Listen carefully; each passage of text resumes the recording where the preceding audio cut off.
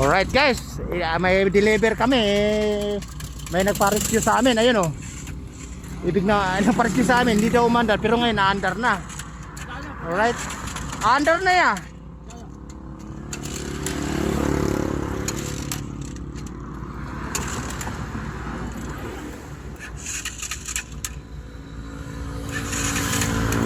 Eh ngayon guys, pag hindi niya na-under yun, hahatakin ko. Kasi nga talagang nagre-rescue tayo tapos tumutulong tayo kasi tinawagan tayo sa bahay. Ngayon nadaanan namin to dahil hindi daw umandar yung isang motor na to na pan-deliver din dahil pero kalugar din natin to sa kabilang baryo. Alright.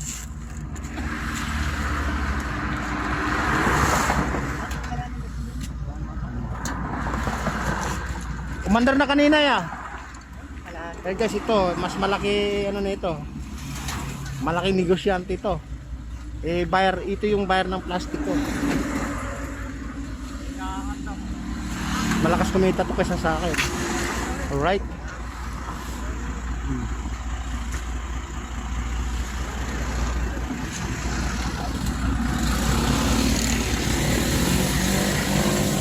Kumusta? Sir, kaway-kaway, apat na channel pupunta natin. Baka may shout out kayo mga boss. May nirescue po tayo may nasiraan Pinuntahan po tayo sa bahay.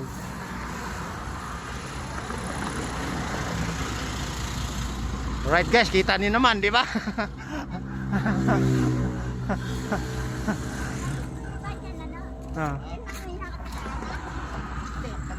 Guys, ito parang a-under na siya, parang hindi. Pero pag hindi umandar, ang solusyon, hahatakin namin.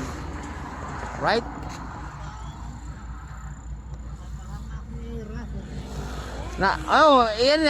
Yan yung siraan ko na maraming alam.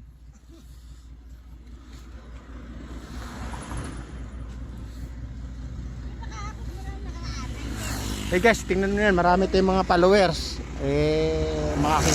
Siyempre pag vlogger tayo, kilala na tayo. Tapos isa doon yung babae, followers natin yun, yung nakipag-appear sa akin. Alright.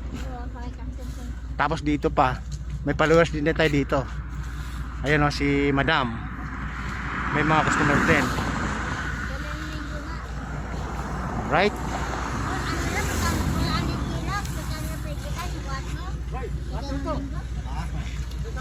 Alright. Cutter yun Cutter namin yan. Sana under na para din hatakin. Ayun! Woo! Woo! Dapat si boss, kukunin mo ng bata si Russell talaga. Ayun na. Umandar na. Alright guys, umandar na. Kailangan ng palamig. Inom tayo ng palamig.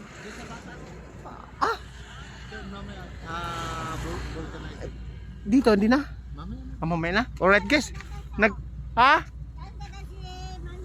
Hindi, umaandar na. Ay.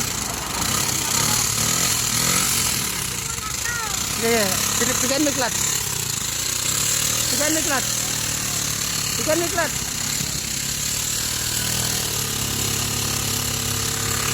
Okay, kasya.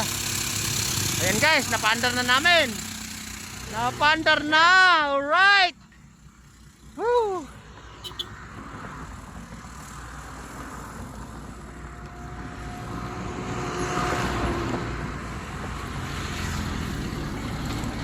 Madam, tuloy muna kami kasi napaandar na namin yung rescue namin. Sige. Alright.